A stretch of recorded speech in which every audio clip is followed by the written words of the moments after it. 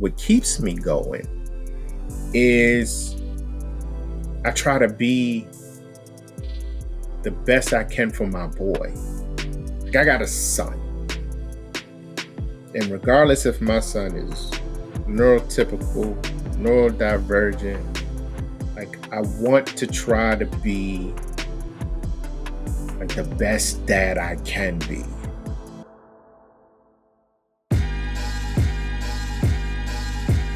Welcome to the Parent Trap Podcast, where we keep it real about raising neurodivergent children.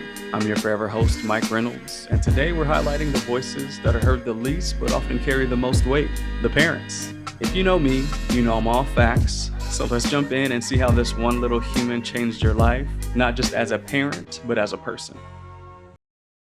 Today I have the pleasure to sit with Nicholas Enrich Richardson, who began his autism journey 6 years ago when his son was diagnosed. This inspired him and his wife to learn everything they could to support him better. Through that journey, Nick discovered the power of community and currently co-hosts a podcast for African American fathers raising children on the spectrum called AutisHim. He later authored Breaking Barriers, an introductory look at African American fathers and autism advocacy, offering guidance to new fathers entering the autism advocacy space. Nick also served on his local special education advisory council, working to promote equitable and individualized education for all children.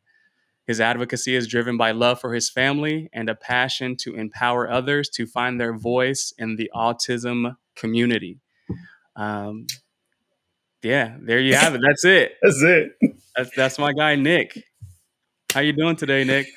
First of all, let me say thank you for having me on your podcast, man. Today has been a day. It's just I can't say it's another normal day. I'm trying to get out of the habit of normalizing every day because every day is special. But today was more typical than normal. I mean, than atypical, which is I can't really complain about those days Right, because right, oftentimes it can be extreme and on either side of the spectrum. So, right. having a even keel day, I can live with that. I can live with that. But Dope, it's good man. to see you, my brother. It's good to see Man, you again. man, it's even reaching out to you and like I said, that connection that we made at Black Men and Behavior Analysis at that inaugural conference a month ago was it kind of just sparked out of the blue. And so I want to give the audience a quick kind of just explanation on how this kind of all happened and how it came to fruition. So I had one or two presentations that weekend, and I had just finished my first one, and Nick was in the audience. And one of the audience members had stumped me on one of the questions about leadership and management. And so I gave my kind of reason and rationale, and someone gave the mic over to Nick, and he just pretty much blew the doors off. And so after that, literally every question that was posed to me, I just redirected back to Dick because he was the man with the plan and he was the guy that, had all the answers. And so after that presentation, Nick and I maybe chopped it up for 30 more minutes after that as he found out that, my specialty was parent training and we just kind of collaborated and connected and honestly couldn't get away from each other until that next presentation had to start. And so, we exchanged numbers and we've been in contact since. And so, this podcast has been something that I've been thinking about for quite a while now. And I think everything just had to line up and it did, right? And I think having you, the availability to share your insights and your expertise as a parent that's also involved in advocacy work as well too is just going to be insightful and inspiring, all around. I can't say it any better than that. Yeah. The conference was a great conference. Meeting, the parent trap. It was dope. Having the opportunity to be around a whole bunch of brothers and some sisters who at least professionally, lend their talents and their abilities to try to help out families like my own. And the BCBA opportunity just to be in this space was one that I'm glad I had the opportunity to be in. Before I do anything else, I do need to thank my wife and my son for allowing me to have the availability not only to do that conference, but to be here this evening. I know I cannot operate in any space without their support. My wife right now is in, primary management, leadership, and guidance of our son. So I also know um, that can be challenging on some days, and other days a little less challenging. But I want to thank them because at any given time, when you're in a relationship with a child on the spectrum and one parent is, doing something, working or cleaning or whatever the case, and that other parent becomes, the primary guidance for that time period, whether it's 1 minute, 1 hour, or even one day, it can be heavy, especially when you're used to partnering to have both parents being involved to make sure that the child has whatever supports, energy, love, attention, direction, discipline that's needed inside of that space. So I have to go off and start by thanking them first for this opportunity, as well as my good brother uh, for just having a podcast and having a space where we can talk and some real deal Holyfield type stuff. So you Right. know Right. we got the Nipsey Hustle in the Of background, so course. we got to be honest You're right. Oh, on always. this on this podcast, because there's one thing that I've realized about Nipsey's life is that he was an honest cat. So Yeah. Yeah. let's in the spirit of him, Yeah. under his imagery, Yeah. we can chop it up, man. This is whatever Let's you get whatever you going. want to talk about. I'm Of here. course, and I want to thank your son and your wife as well too for this process as well too. So let them know from me that I appreciate them as well too. But yeah, let's jump into it. So I kind of laid it out for you, and I want to start from the kind of the very start, the inception of things. And so, how did your story begin with your son or your family or that dynamic, or some of the early signs that you saw with him on something's not clicking, something's not right? What were some signs? Well, I'll say this. I can't say that something wasn't right. So I will say that my son saw things in a unique way at an early age. He was able to make some connections that my wife and I thought were, like, I don't want to say astounding. That's too strong of a word, but it Right. was definitely unique at Hmm. anything. Um, we were driving down the road. My son may have been 1.5 or 2 years old. And we were driving down the road, and all of a sudden, out of nowhere, my son says, T. We're driving down the road, T. I'm we're gonna, what do you see? What are you looking at? What he was looking at was the telephone poles outside of his window in the shape of a T. Like, we're driving by, nobody's considering these things. And so at that moment in time, we never thought about a son being on the spectrum. Um, we just thought that he had a unique way of seeing the world. Um, my son, he might have been around the same age. Uh, he had a toy in the shape of a cone and had a ball. And he put the ball on the cone. It said ice cream. Okay. Yeah. Okay. Yeah. Like, I didn't know mentally he was making those connections.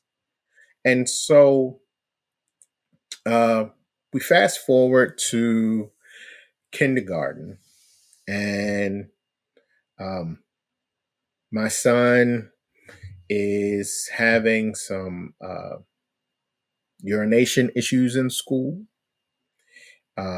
He was having some connection issues with other children, and to the point where another child in the class, and remember he's in kindergarten, she called him bad. That kind of, as a father, that kind of struck me. It's like, you're a kid, you know what.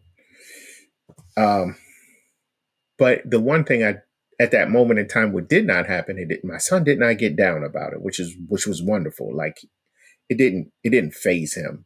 But this is the same kid who, in the same year, read a prayer, because at the time he was going to a Catholic school, read a prayer in front of 500 kids Wow.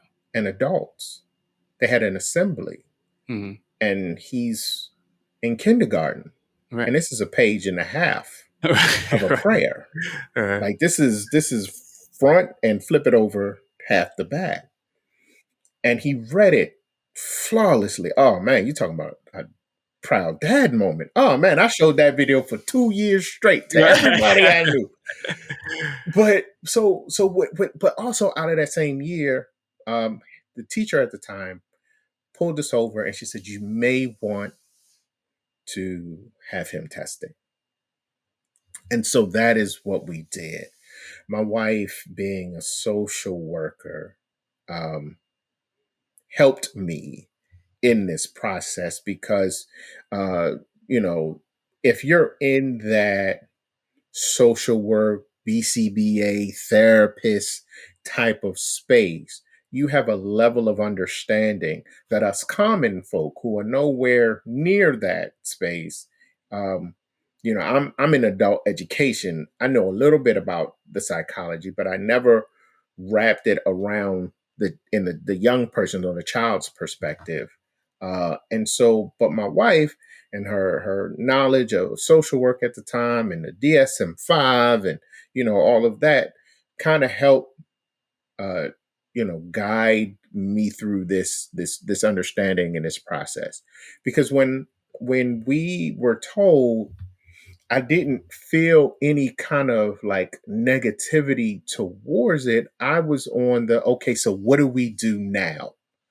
Like, I didn't get mad about it. Now, what I have realized is, some guys get the same information, and because they have a vision of their family already in their mind, and you then hear like your child could possibly be on the spectrum, that destroys that vision. Pow.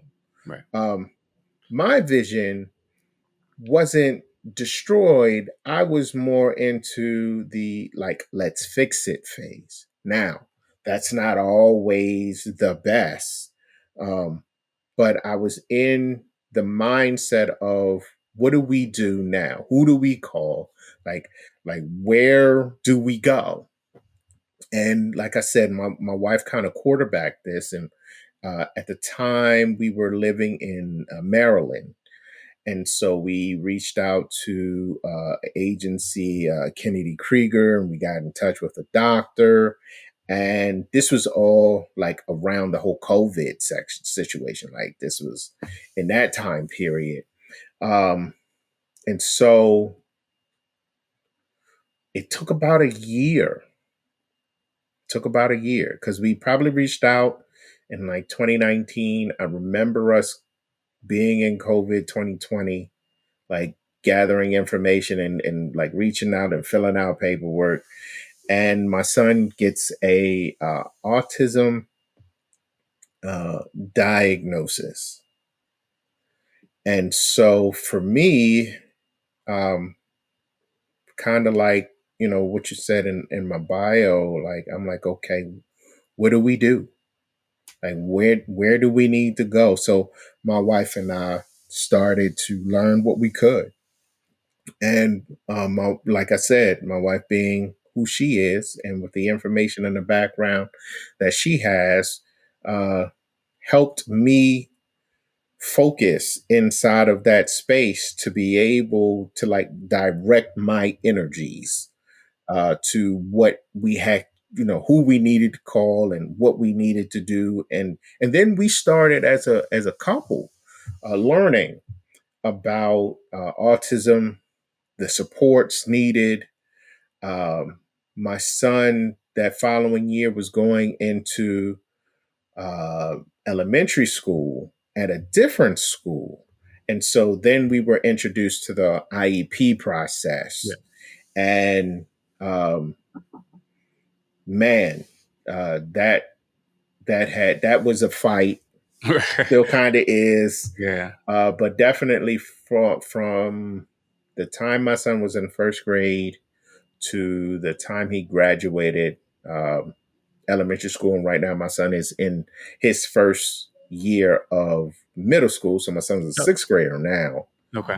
But from the time he was in first grade in elementary school to the time he graduated in fifth grade, my wife and I have always like had to continue to work with the school system regarding the supports that were supposed to be in place after an IEP was created. So we got a diagnosis, school was starting, we got an IEP. This is all in like COVID times, 2020. Um, and so, did it kind of have an impact? Not really on my son. And the reason why I say that is because he was like switching schools. And so he was going from one school to another school, and he didn't have like a solid friend group at that time anyway. But being inside of the classroom definitely could have benefited him more. But once again, this was during COVID, and kids were out of school for like a year. Right. Right. So, but by the time he got back into school, um, you know, mom and I were we were the watch hawks. Like we were trying to make sure he had everything he needed. But for me as a dad, I wasn't just only thinking about my son's development. I also started to think about how the world around him developed as well. Because even though I cannot control anybody else's child, understanding how the world sees children on the spectrum is became a big deal because you have a lot of children that don't understand grace. They don't have a direct impact with many other children in the autistic community, or even their parents who hide the fact that their child may have autism so they don't get labeled. Um, those types of things are also uh, involved in the development of the children that are neurodiverse. One of the things that really saved me was I got a support group. And in my book, I talk about getting a support group. And because the one thing that we tend not to want to do is go to therapy as guys. We're kind of groomed not to share our feelings and emotions. But being in a support group is kind of like therapy, but you have guys who understand when you're trying to potty train your kid and it takes longer than the 1 year or 6 months, or some people potty train in 3 days. Um, when it takes longer than that and your child is of older and they still have bedwetting issues, having a group of people who can understand, hey, I get it. Like that takes the weight off of your shoulder. That lets you know that you're not alone in this space. And so if there are any fathers who end up watching this podcast, remember there are other fathers who are out there who are going through similar fashions. Reach out to them. Reach out to me. Reach out to the podcast that I'm on. We speak directly to that. Check us out. But um, you have to know that you're not alone in this situation, and so that kind of helped me with also with my emotions and my feelings surrounding it. You start to think about, like, is this my fault? Right. Like, what did I do? Hmm. Did my son or daughter fall and I wasn't there to catch them? Right. Did they trip? But it's, because nobody really knows 1,000% what the cause of autism is. Uh, it's just, some reports that I've seen um, said that it's genetic and it runs through the father's line. And honestly, that could be true. Uh, you know, I have members of my family and even myself. I did a self-diagnosed a test, Yeah. self evaluated Yeah. test, Yeah. Yeah. and I took it. And according to the test, I have autism and ADHD too. So Okay. you know, um, if it comes through the father's line, if that is the truth, like in my experience, I can understand it. But there isn't enough research to state that to be the truth of the matter. There are still a lot of questions and that surround the autism community, but I do know this: uh, people who think and look at the world differently than you do um, are just as important as everybody who's considered neurotypical. So that's not just people with autism. That is other neurodivergence, people, dyslexia, dysphasia, dysgraphia, even, multiple sclerosis or anything like that. Like the visual, the visual diagnosis, people will lend a helping hand towards. Those invisible diagnoses still need as much, if not more, support because people go off with the natural assumption that everybody is neurotypical Right. because they're Right. neurotypical Right. Right. and they act and so. Yeah. So That I know theory that's a that round. that theory of mind, right? So even with our Absolutely. children, we have the theory of mind Absolutely. because I like SpongeBob, everybody else likes Like SpongeBob, and SpongeBob. we're gonna all watch it together, right? But no, I hate SpongeBob. I don't want to watch it. But yeah, so no, I love all the points that you kind of alluded to earlier, and I think the most pivotal one that I kind of captured is that I think from the jump, you and your wife were problem solution based, right? You were both like, okay, it is what it is. Now let's do what we have to do. I think at the Parent Trap, and the reason why I created this company was because I always saw, I've rarely come across a family where mom and dad were like, okay, let's go, right? Like, we got it. Well, it's not. Let me stop you there. It's not Okay. always Okay. like that though. Like Right. it's every Exactly. day wasn't like that. There were Oh, okay. days where there were emotions. Hmm. There were days where people felt a certain kind of way between myself and my wife. Even myself, like there were days of like I said, there were days where I thought this was my fault, and so the emotions happen. But I just like I try to tell my son to this day. We can have all of the emotions. We can have every last one of them. You can be happy. You can be sad. You can be you know, angry, you can be frustrated, you can be confused, you can have all the emotions. There's nothing wrong with having the emotions. The point is just not to allow those emotions to control you in wherever you are. So, and I think that is the benefit that my wife and I kind of had. We had the emotions, but we had to look at each other and realize we still had this child.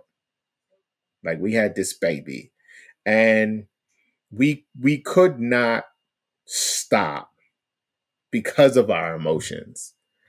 I'll go down and I say this everywhere. Anybody who knows me who actually remembers anything that I say, has heard me say this, and I'm going to say it on your podcast. The best thing that I have ever done in my life is have my son. The smartest thing I have ever done in my life is marry my wife. Mm. Because I know without her, this doesn't happen. Right. She, listen, it is not always rainbows and Skittles. Right. Right. Right. Let me get that out. Let me say that a Yep. 1,000%. It's not. Yeah. Yeah. But I also know I can't ride or move, shake, or operate the way I do without her support. Hence the reason why I'm able to be here, because she's supporting me by managing everything else while I'm on the podcast, Perfect. hopefully helping somebody. Right, right. No, exactly. And I love that. And I want to kind of dive into that just a little bit more, right? And so, and I think we naturally dove into this during our kind of that intermission where we were speaking about the disconnect that I often see, especially with fathers, 9 out of 10 times, where dad's a all-American football player. He played at college, maybe he went to the league or whatnot. And then their son or their daughter has no interest in sports, or they have no interest in holding a football or being a football player. And it's totally the opposite. And so you just spoke right now on how emotionally you didn't let it control you, right? So how did you kind of work through those emotions? Were you obviously communicative with your wife, or did you depend on your brothers that you had mentioned earlier with AutisHim? Or like, how did you kind of regulate those emotions early on? All of the above. Okay. Um, there were emotions I shared with my wife. There were emotions I shared with my support group. There are emotions that I kept to myself. Um, but what kept me going, what keeps me going, is I try to be the best I can for my boy. Like, I got a son, and regardless if my son is neurotypical, neurodivergent, like, I want to try to be like the best dad I can be. And I know I don't always reach that pinnacle every day. Um, I know it, but I try to grow in in dealing with myself and in dealing with my family, and try to be the best I can be for them. Like, I kind of put myself on the back burner when it comes to the reasons why. That I don't my reason is has doesn't really concern me. My why is my family. That's my why. Now, for other guys, for other men, you have to find your why. Like, what's your reason to do whatever it is that you do? If your reason is selfish, being a father will challenge that. If you're, and this is neurotypical and neurodivergent. If being a father, if you're a selfish person as a father, being married will challenge that, and being a father will challenge that, because you have to be able to, if you still want to be in like the game, so to speak, like, you have to be able to put yourself on the bench and allow the other people to play their positions. And sometimes you're scoring, sometimes you're riding the bench, sometimes you're passing the ball, sometimes you're coaching. Right. Like, you have to know how to play your position Right. and know that the benefit, you may never see like the attaboys for it. Right. Like, oftentimes you don't hear men tell other men that you're a good father. Right. Like, you don't hear that. Yeah.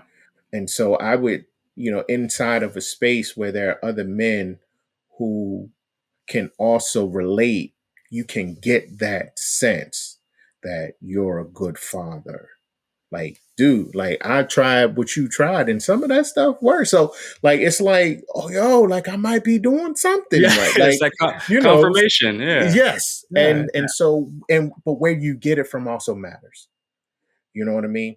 So I can say as a person, as a father, as a man, as a black man, who has met you and has listened to you and has heard two of your presentations, you're a dope person, a dope BCBA therapist.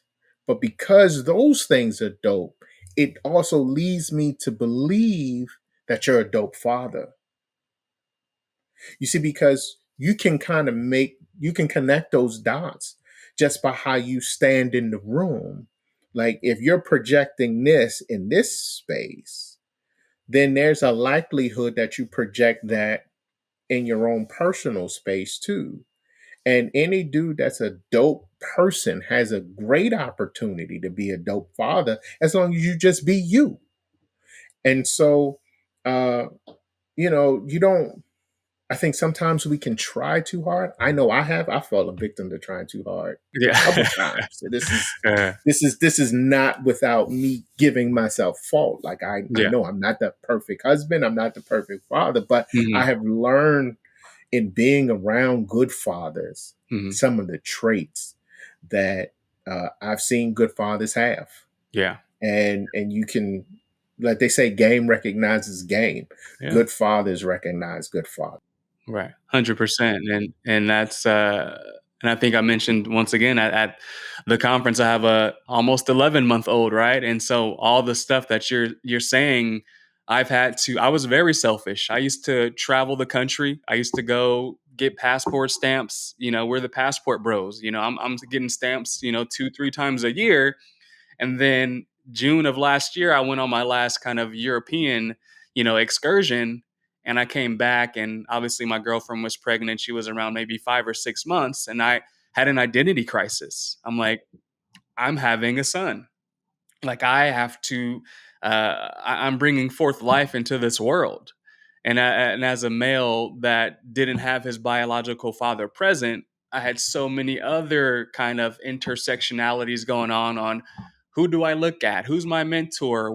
How do I feel? How do I make my girlfriend feel, right? How the dynamics. And so I think you mentioned a great deal where sometimes we just have to ride the bench. Or sometimes Absolutely. we have to just be, Jason Kidd and dish out the ball. Absolutely. Or sometimes we're in the audience just eating popcorn, right? So Absolutely. it depends. Absolutely. We have to find our niche and find our role where we're supposed to be and where we're at, because like you said, it's not just for you, but it's for your son or your wife or the greater good, right? Which we may not even see, but I'm going to plant those seeds early because I want them to foster and grow into something in the future. Absolutely. Absolutely. And I try to be what I try to teach my son, because my son is in his sixth grade now. He's starting that pre-teen stuff, and so some days I just want to be like, dude. Uh, but other days, like today, he was behind on some of his work, and he told me, Dad, I caught up on all my work. I said, thank that, yes, you can do this. Like I'm your biggest cheerleader. You can do this.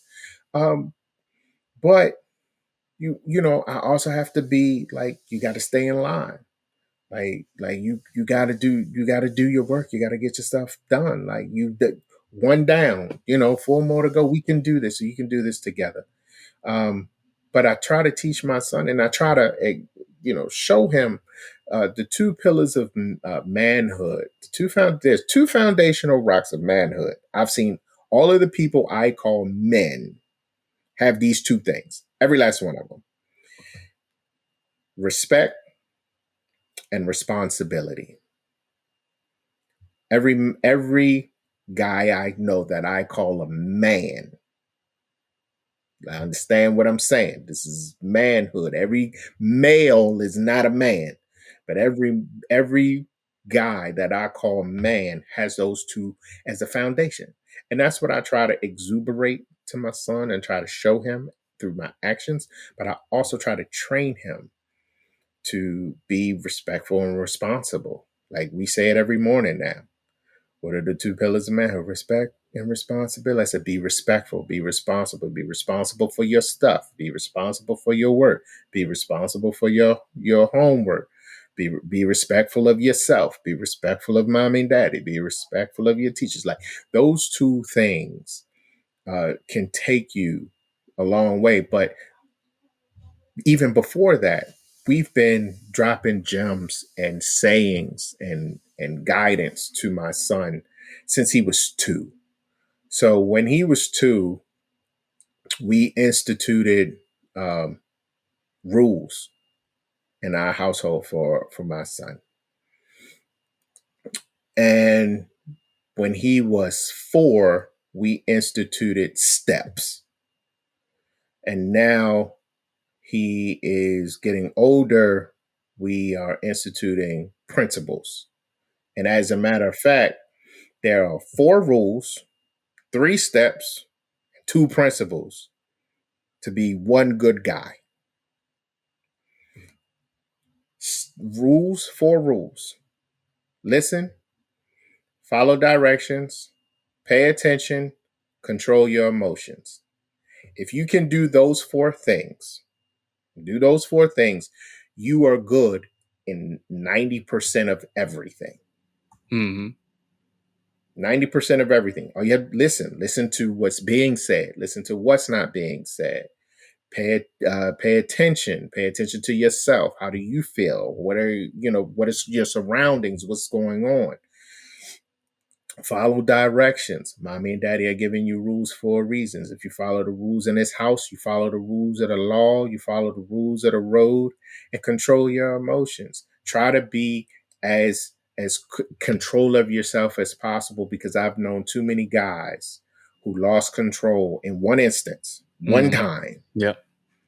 One instance, one time changed their life Yep. forever. That's all it Just takes. Yeah. one time they 5 lost seconds, control 10 seconds. Yeah.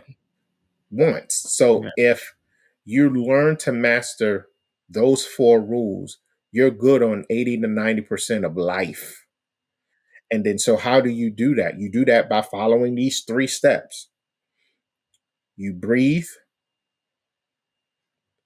in this order. You breathe, then you think, and then you act Mm. in that order. Breathe first. Take that deep breath. Just Just take it. Yeah. Take that deep breath. Then Yeah. think, okay, what's going on? How am I feeling? What's going on around me? What do I need to do? If I say this, what does that do? If I don't say that, what does that do? What are the consequences for whatever I'm thinking about doing? And once you get all of those thoughts down, then you say something, then you do something, then move in an appropriate fashion, hopefully. And then there's those 2 pillars that I just talked about, and everything kind of builds off of each other, uh, and to create this pyramid of information, of learning, of life, that I haven't just picked up on myself, but what I've learned from some of the other men in my life, that I've been blessed to be around. The one thing I will say is, I know a lot of guys. I know a lot of guys. Growing up, I was in a household full of guys. No Mhm. sisters. The only woman in my household was my mom. Oh, gotcha. Brothers and my dad, full of guys Yeah. from early on. Um, and then, you get into high school, had a crew of guys, 4 or 5 guys in high school. We we Mhm. were we were the nerds and the geeks of the thing, but we was we Right. was we was dope. Like Right. we was dope. Like I still remember those guys today. And then I got to college, and I got a crew that I'm still cool with the crew, and godfather to some of their children, and they godfather to my kids, and so, like, I've been around a lot of guys, good guys, bad guys, indifferent guys. And so, even with being a part of the AutisHim podcast. These are fathers. These are some good dudes. And so you're able to pick up on commonalities of what it takes to be a good dude when you're surrounding yourself with good dudes. And then you try to impart those things on your children so that they can hopefully take some of that information and apply it to their life. I got some dope brother-in-laws. I got some dope cousins. Like I got some real solid men around me. And because I have some solid men around me, there's solid men around my son, and just being on this podcast and talking with brother Mike. He is now becoming, he doesn't know it, this is exclusive. He's being indoctrinated into this brotherhood of There good we men go. that I know. Yeah. So here we go. Yeah. This is an exclusive on the podcast. Yeah, I appreciate that, and I think I was indoctrinated a month ago. So, Absolutely, absolutely. We just telling like I everybody said, now. it was that instant connection, but now the world knows, and we're on that global stage. So, no, I Absolutely. appreciate that. And I want to pivot just a little bit back, obviously, with BCBA and ABA and that kind of being, my specialization. Let's go back to kind of 2020, 2021 when that kind of ABA process did start. What was, or let me phrase it like this: what do you wish more ABA providers, clinicians, supervisors understood about parents and their families when coming to work with that family? Yeah. Oh, sure. Um, so and I spoke about this a little bit at the summit. Um, One, there's a couple things. First thing, when a therapist comes into the home, or if a child is in a therapy center, what some therapists have to remember is that for the 1 or 2 hour session that you have with this child, and some families have a different setup, but the majority of the families that I've run across, they have like different sessions throughout the week. They may have an hour or two a day, or they may, have 3 hours every, half week. I know that there's normally some type of setup for time. During that time, especially if you have like an hour or two, that parent is considering that therapist, RBT or BCBA, as respite.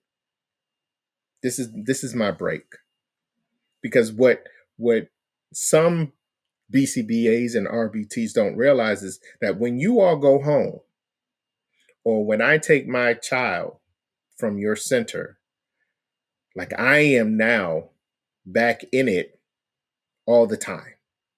Like I'm doing this for for whatever time that they're not in your viewpoint, purview, responsibility. Mom and dad, or mom, or just dad, whatever the situation may be, grandma, grandpa, whatever. Um, like we are now back in full control. Like we're doing everything. We're dealing with the meltdowns and the tantrums and the explosions and the holes in the walls and the breaking of things, and everything that we're trying to help direct in a positive way. We're dealing with the rest of that energy for the rest of the time. So when you come in, it's like, whoo, here, take Johnny for 5 minutes. Take him, take him. I just I need to exhale. I need to be able to take this hour because I need to fold clothes. I need to take this hour because I need to wash dishes. I need to take this hour so I can cook dinner. So what some BCBA therapists and RBTs may not realize is that that time that you all are spending with our loved one can be respite just for us to continue to live. And because like the younger generation says that life is lifing. Mm. Well, it continues to move. Right, Like it right. continues to go on. And some parents don't want to go to bed at midnight, because that's after their child is put to bed or laid to rest, or or even if they're not laid to rest, but just in a calm enough fashion for you to be able to do everything else that your household requires. To try to make sure that it's back in a presentable fashion in enough time for when that RBT BCBA comes back in the house.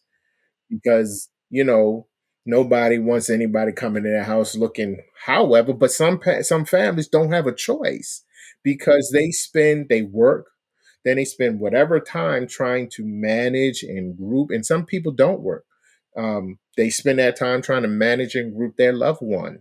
And I say loved one because it's not always children. We have adults that still need extra care.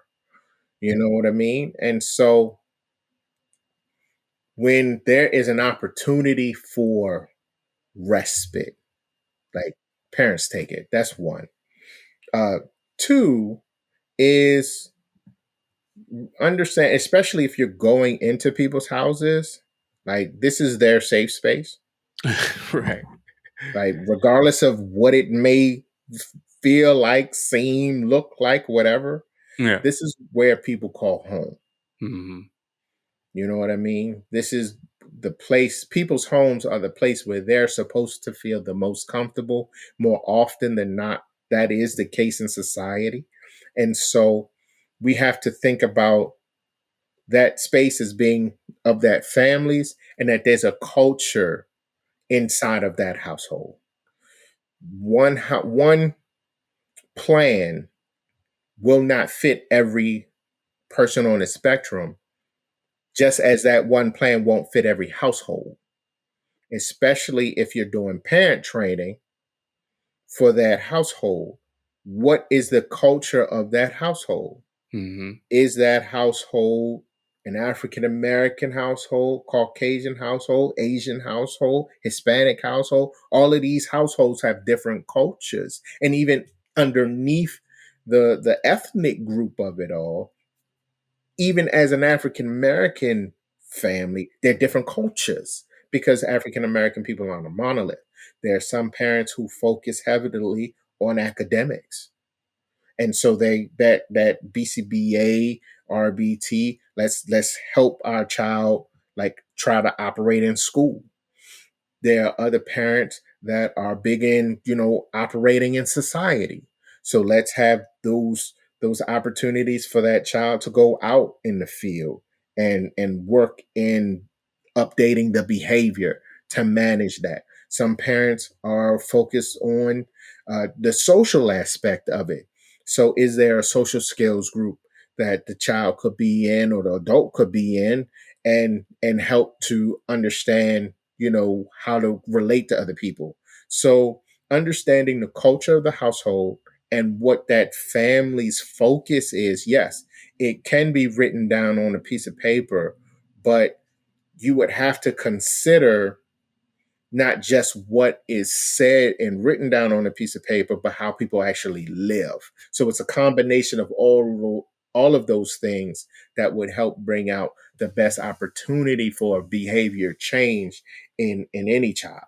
Yeah. And I think that's the most important part, right? And like you mentioned, I did allude to this in my presentation is the first thing that I do when I go into the home is I feel the energy of the home, right? So is it a single mother, right? Is it she has 3 or 4 children, like you said? Is it multi-generational, right? Is she working? Right? Is she having to take the kids to practice back and forth? Right. And so that's where that respite service is, where for me, more understanding, right? I'm like, okay, cool. We do have parent goals, but I see right now you just, like you said, you need a break. You need a second, right? I know maybe next week or a month later we can tackle these parent goals, but right now I'm seeing chaos, and I want to, help you in this present moment because if I'm pestering you about a parent goal and like you said you're burning the macaroni or the dishwasher's overflow, like who cares about a parent Nobody goal cares.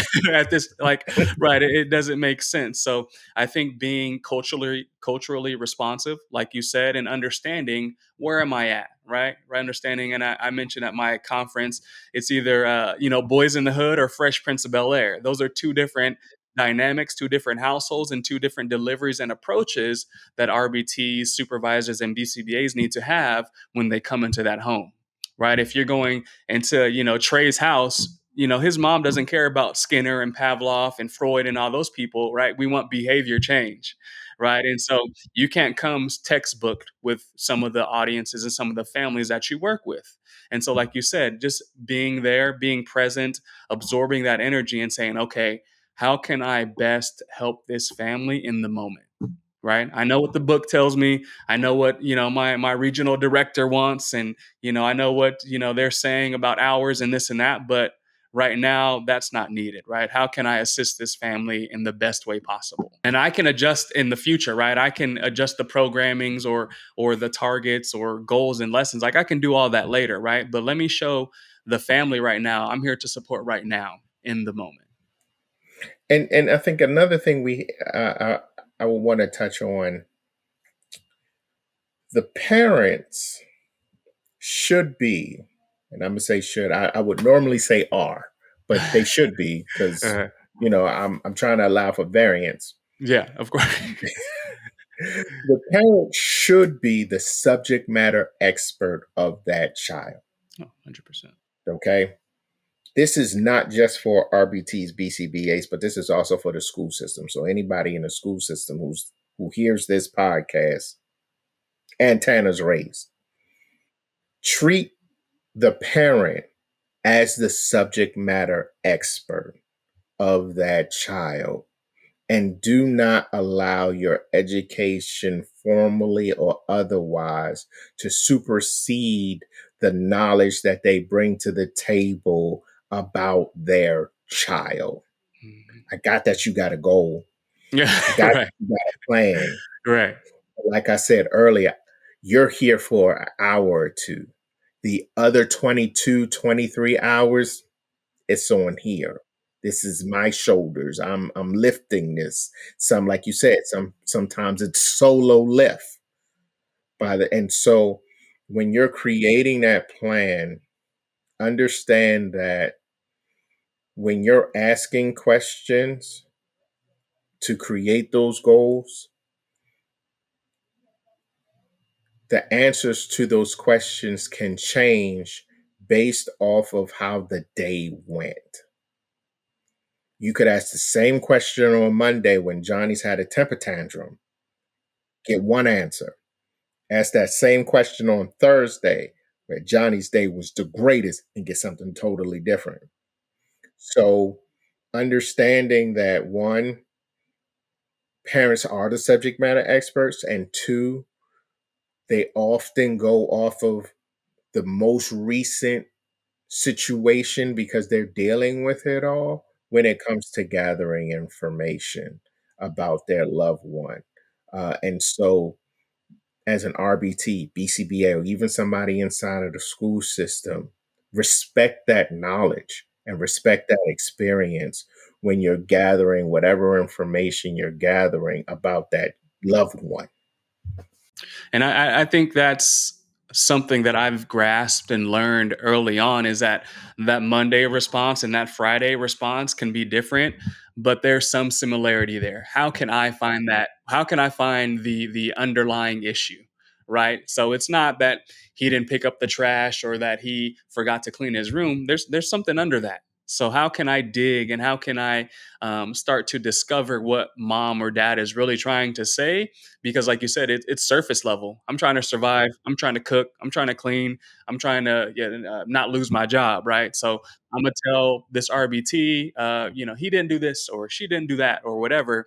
But it's up to us as scientists and behavior analysts, no matter our credentials or our levels, to find that underlying reason for why these things are occurring or why it's really happening, right? And that only comes with experience and understanding and all the things that we mentioned earlier, right? About being culturally sensitive or understanding your family and understanding that the parents are the governor of the household and they understand their family and their son or their daughter the best, right? So what they're telling me, understand it, use it, utilize it, and create something that works not only for the company, but that works more importantly for the The family in family. need. Right. Absolutely. Dope.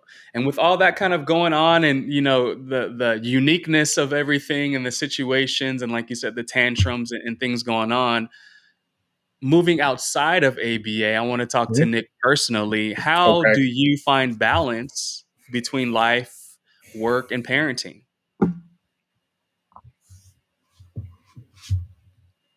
I don't. Psych. I Um, was like, we got to work on that. no, I do. I do. Yeah.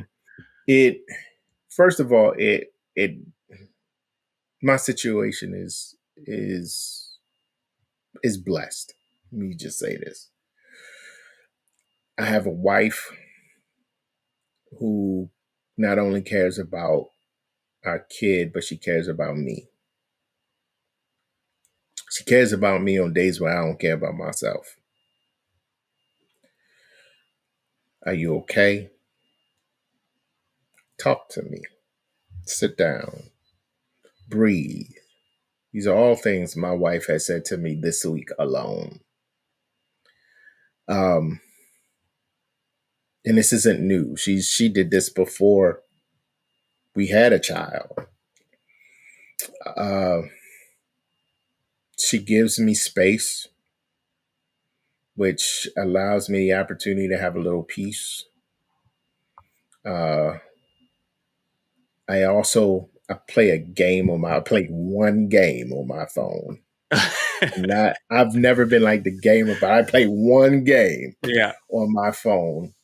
Um, and we watch movies together as a family. Um, even though like my son's diagnosis, it can be extremely difficult to watch a movie with my son because he got something to say about everything. Right. Everything. I love him. I love him, but Right. like, But you be quiet. know, yeah, but he's Dad, what's going on? Dad. Look, hey, watch the movie. It's Literally, yeah. gonna tell you. It's gonna If tell you you. if you watch it, you're gonna see what's You're gonna gonna know. happen. You're gonna know. You're gonna know. Um, but we watch movies together. Um, for before we moved, and this is a big thing. This is big. Um, when we lived in Maryland, my parents lived. They still live in Pennsylvania. Once a month, we would take my son for one weekend to my parents' house and drop him off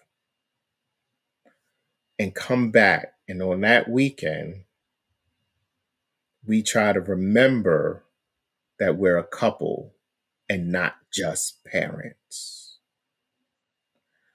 Um, so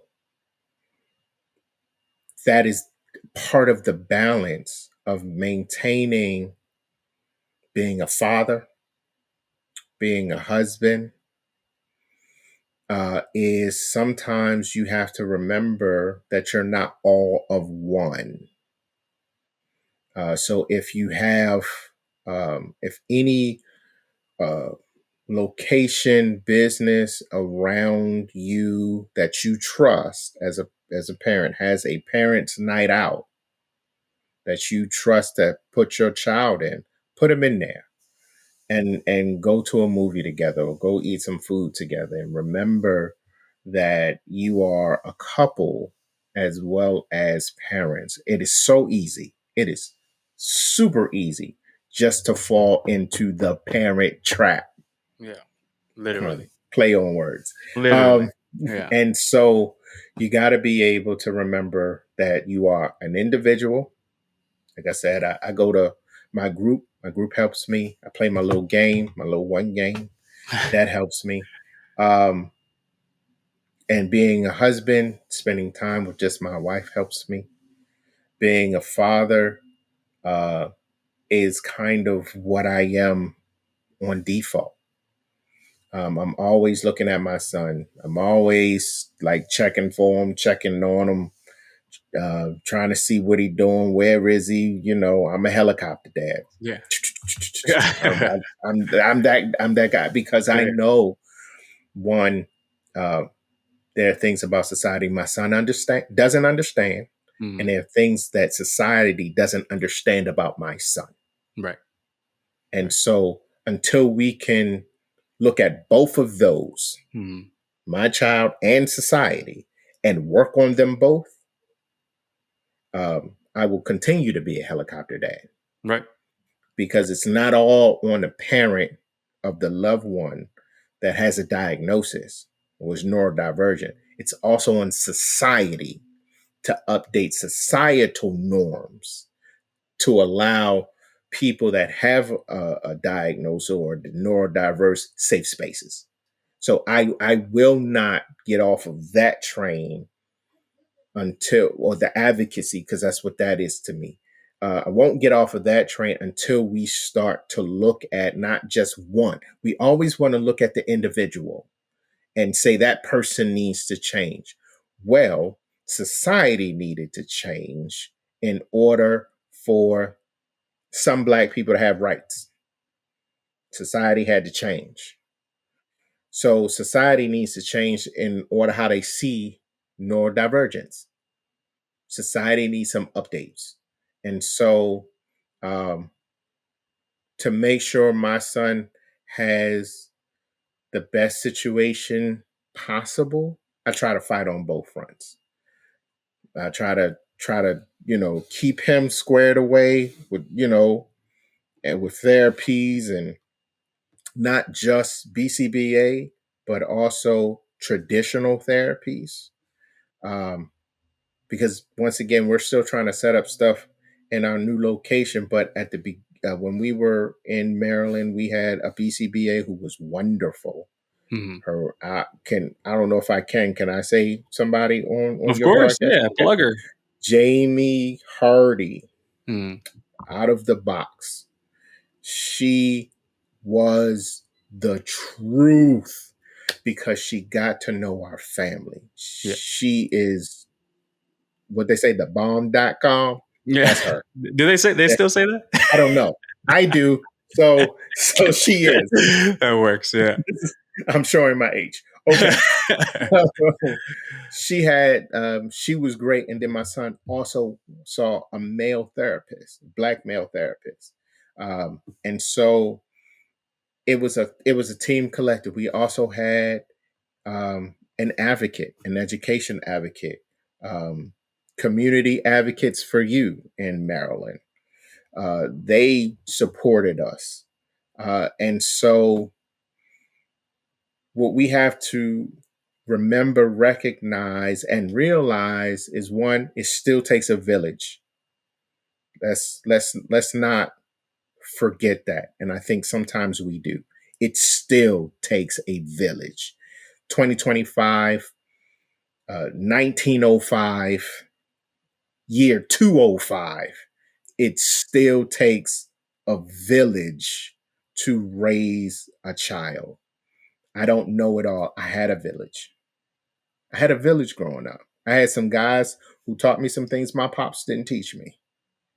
So there were some ladies who taught me some. I had some black female educators in my life who put me on some platforms and put me in some positions to do some good things at different stages in my life. My parents didn't do that for me. Not to say that they couldn't or wouldn't. It's just that wasn't their role. That wasn't their place. Um, and so there still takes a village. And when you, regardless if your child is neurodiverse or atypical, neurotypical, like you still have to surround them with people who can advance them and teach them and guide them to being the best person that they can be. My dad growing up always talked about being a productive citizen. So trying to guide those young people, all young people, not just my son, but all young people into being productive citizens.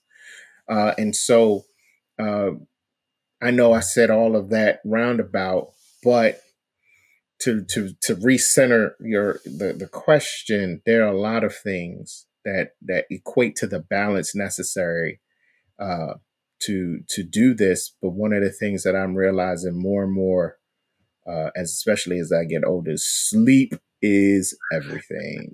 Literally. Get Yeah. some sleep, get some Yeah. rest, and good, clean, solid rest. Undisturbed.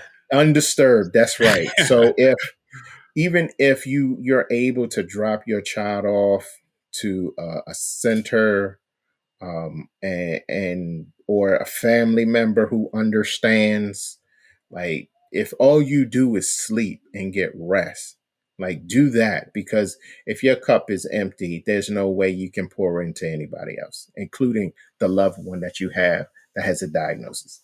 Exactly. Yeah, and like you said, just to kind of condense all that, I think the key word is intentional. You're intentional with your dating. You're intentional with your dynamics. You're intentional with your one game, right? You're intentional with date night, right? I think my girlfriend and I are going through that period right now where for the first 10 months, it's been kind of go, go, go, get the Absolutely. bottle. She has to pump. I clean the Right. bottle. He can't sleep. Right. He's waking up. We're working on a sleep routine.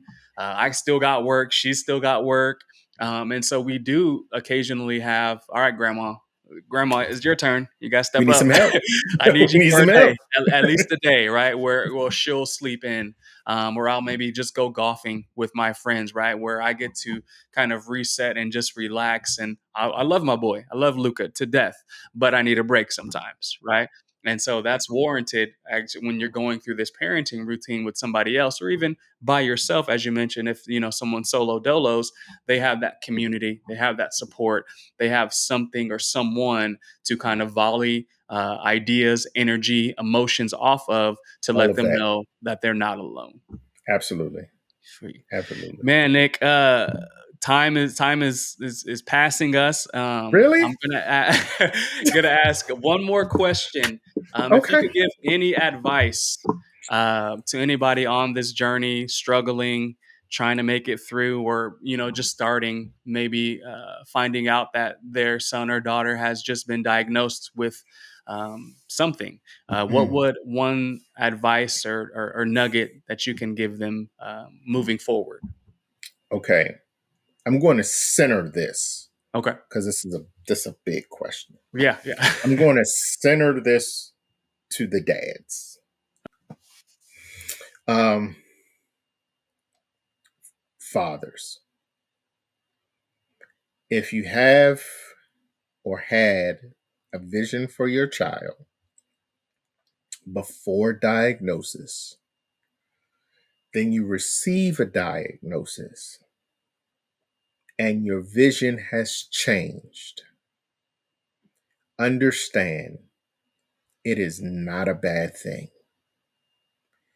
It is different. Different, not bad.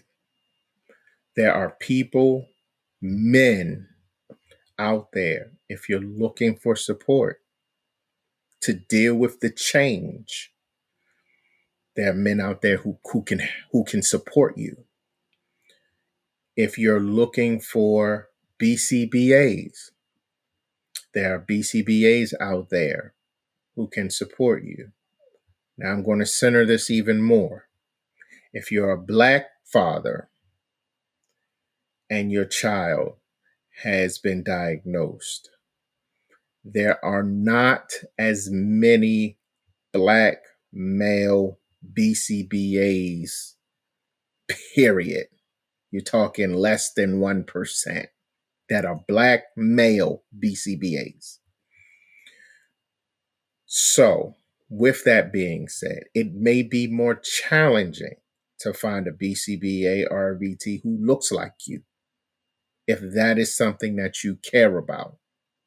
If you don't care about it, then you find the best BCBA you can, with whatever boundaries or borders that you have inside of your life. If it's time, if it's money, whatever it is, you find somebody who can fit inside of those boundaries or those borders.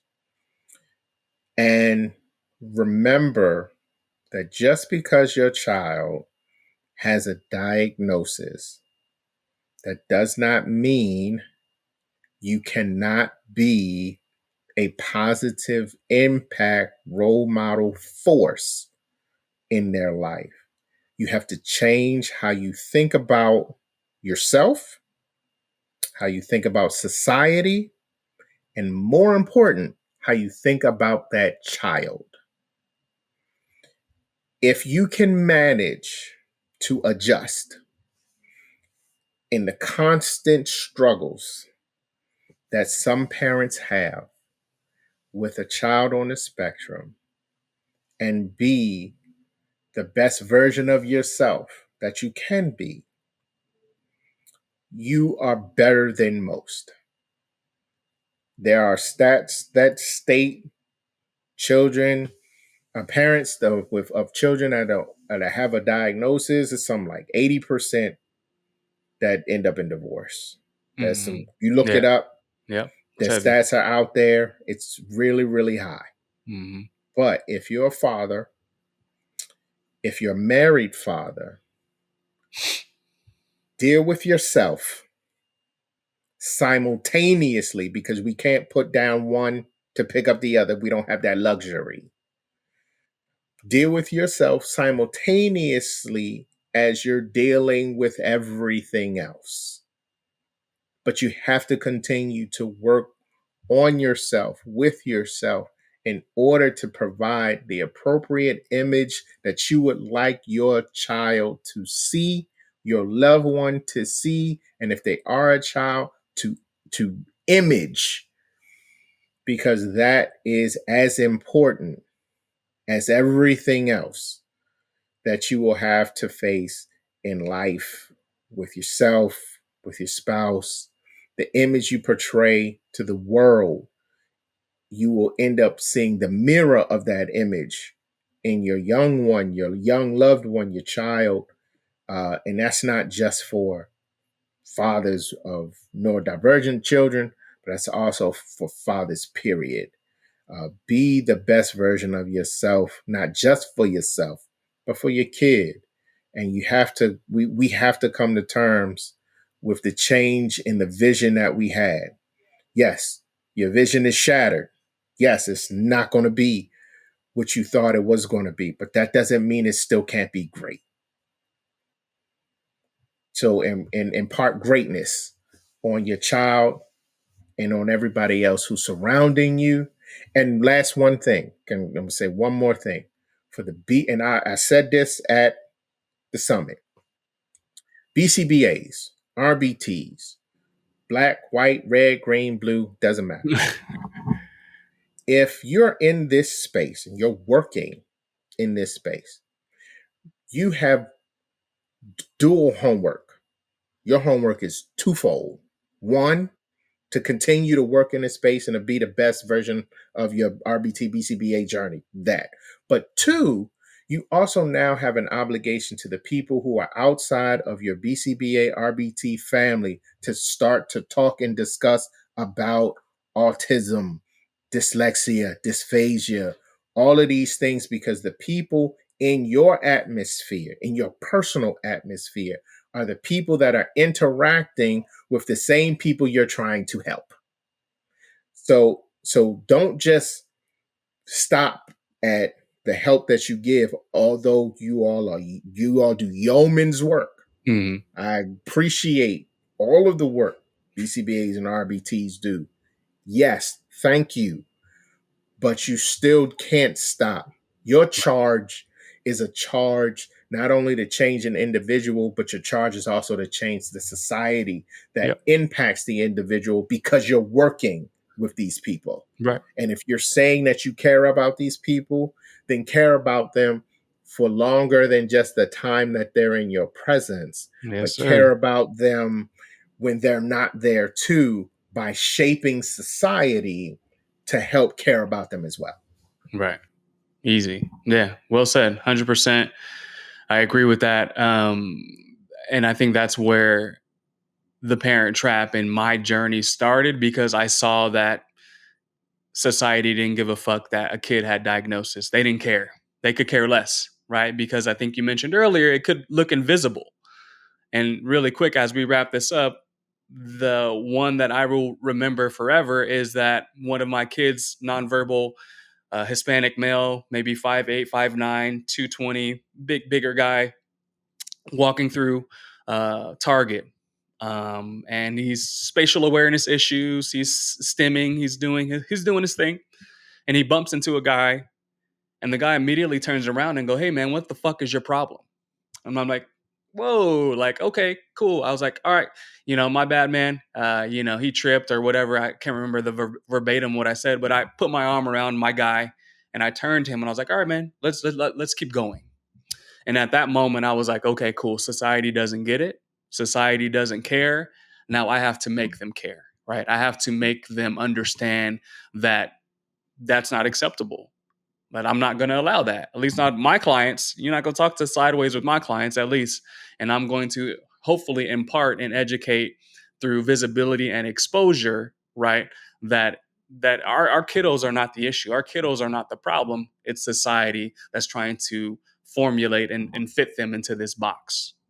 And Absolutely. so, man, I mean, we can go for another hour, Nick. We could. I'm sure. We could. I got I'm another sure. hour in me. I'm sure we could. But I'm gonna just wrap this up, and then last thing from you, let the people know how they can connect, whether it's through podcast, social media, Instagram, YouTube. What tag or information can you provide to them to reach out for you? So, you can, if you're interested in reaching out, you can reach out to me on Enriched Education Consulting on Instagram. You can also reach me on the AutisHim Instagram, YouTube, Facebook account. If you leave a message, if not myself, one of the other guys on the AutisHim podcast will let me know. You can also check out our AutisHim podcast. We drop shows and clips on TikTok, YouTube, the whole nine. Wherever you can find, a podcast, visual podcast, we're there. And even if you can't watch the whole show, check out some of the clips, comment, like, subscribe, not just on Autism, but also on the Parent Trap. Come here, get this information. We have a lot of guys right now who are vocalizing some aspects of life that so many people have said that they wanted to hear. And so now we're giving you what you say you wanted. And so now we're asking you to support in all ways you possibly can. So find me there, AutisHim or Enrich Education Consulting, and drop me a line. Let me know that you saw this show, an AutisHim podcast, and let's wrap. Appreciate that. And just thank you so much, man, for sharing with us today. As we know, parenting a neurodivergent child isn't a one size, fits all experience, right? No, it isn't. But we do know that every story, adds something valuable to the overall conversation. So I appreciate you, Nick, and I'm sure we're going to tap in here sooner than later. Absolutely. All right, sounds good. I'll talk to you later. All right. If you listened and this episode resonated with you, whether it made you laugh, cry, think a little bit harder, or just inhale a little bit deeper, know that this space is for you. So make sure to like, follow, subscribe to the Parent Trap LLC on Instagram, TikTok, and YouTube, just to keep the conversation going. If interested in being a part of this podcast, hit me up on Instagram or send me an email at theparenttrap3@gmail.com. Until next time, take care of yourselves and keep showing up and being you.